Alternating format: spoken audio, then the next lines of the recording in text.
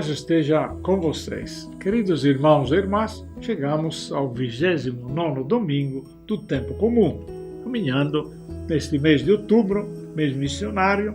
Celebramos o Círio de Nossa Senhora de Nazaré domingo passado e concluiremos também neste domingo esta festa.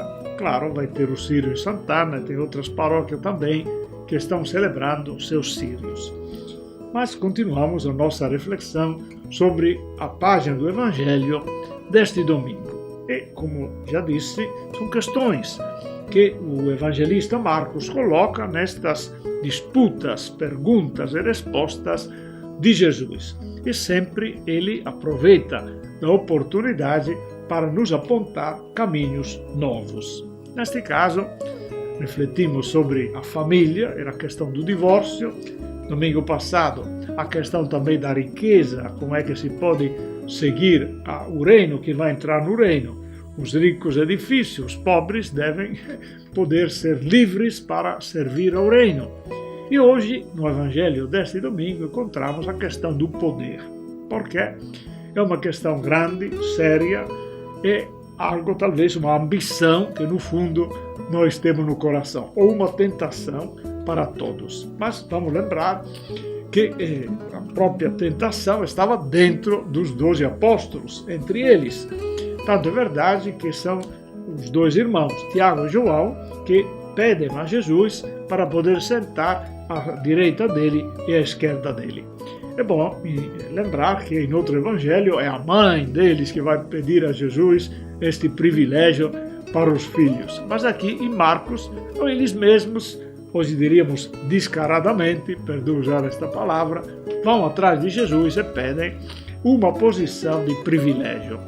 E escuta de Jesus, é claro, uma resposta clara e definitiva sobre este tipo de desejo de poder. Primeiro, Jesus diz que ele não vai decidir isso, não é ele que está preocupado com estas coisas. O projeto dele, evidentemente, era outro, não tinha nada a ver com o poder humano. Mas depois, óbvio, aproveita para dar a sua lição, que é esclarecedora também para os outros que ficaram com raiva, evidentemente, dos dois. E o que é que Jesus diz?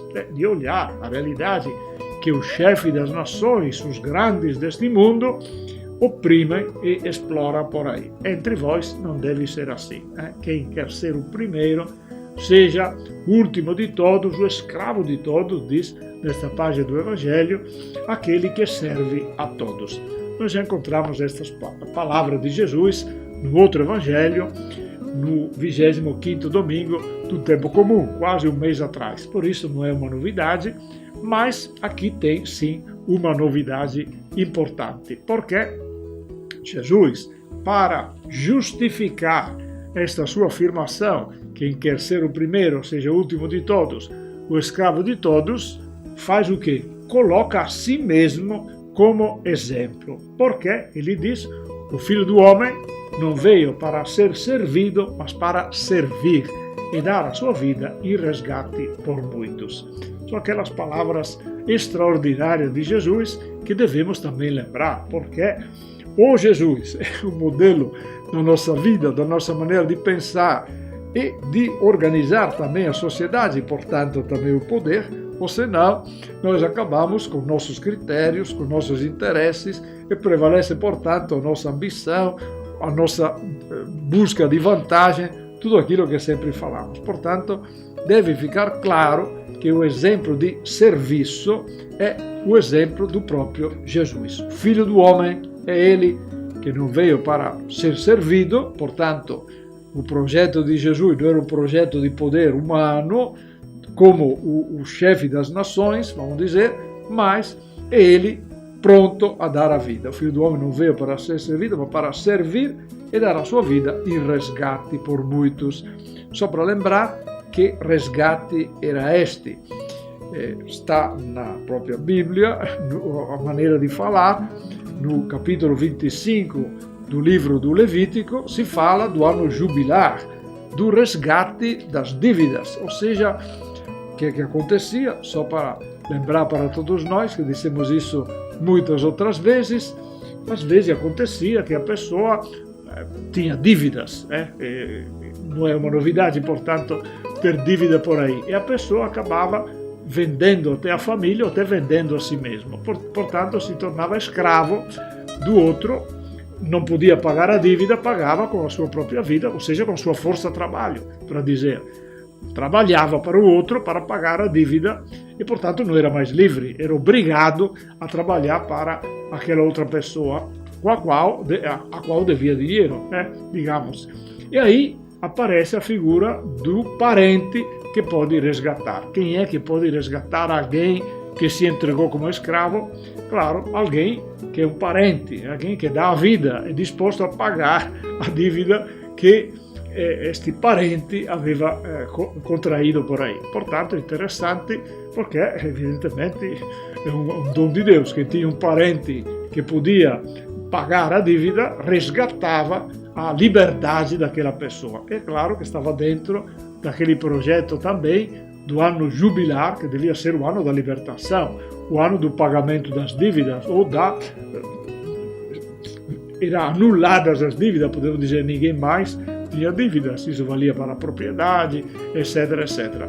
Nunca aconteceu, nunca se realizou isso ao pé da letra, podemos dizer, mas fica um projeto interessante, ou seja, Deus não quer dívidas e, sobretudo, não quer que alguém fique escravo por causa da própria dívida.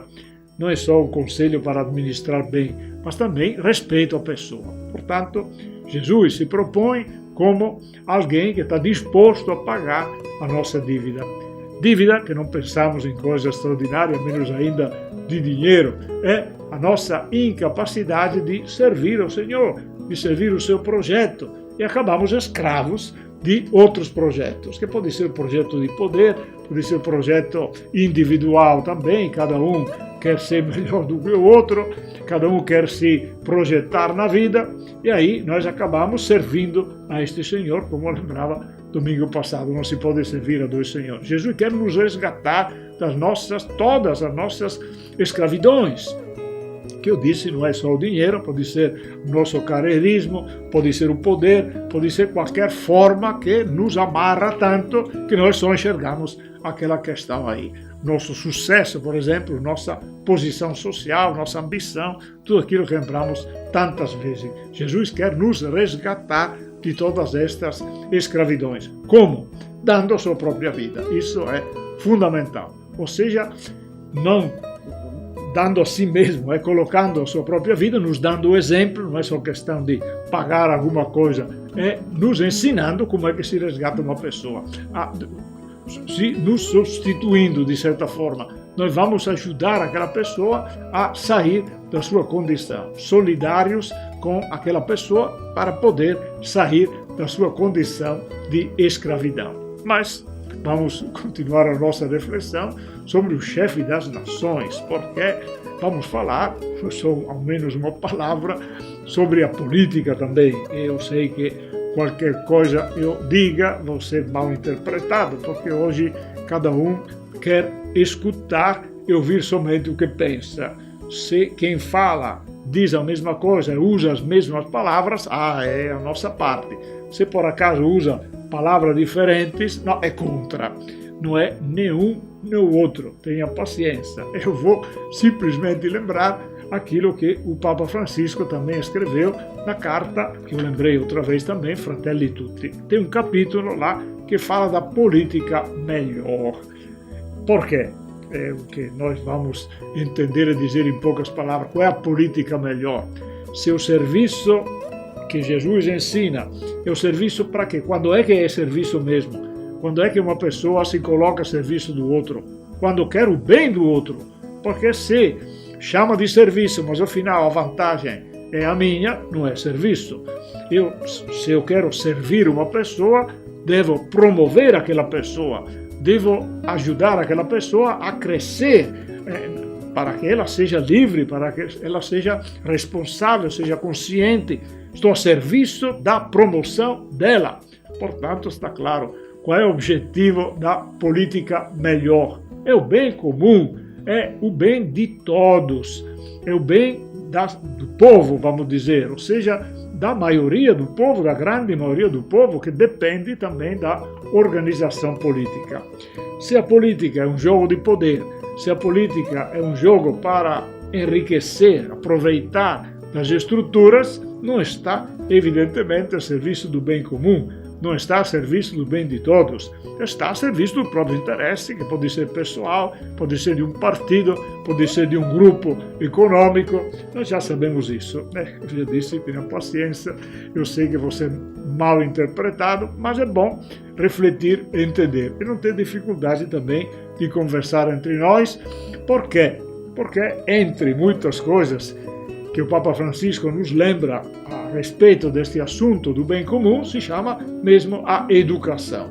Eu só vou adiantar que o próximo ano também teremos a campanha da fraternidade sobre educação, que não é simplesmente a educação da escola, por aí, é a educação mesmo da pessoa.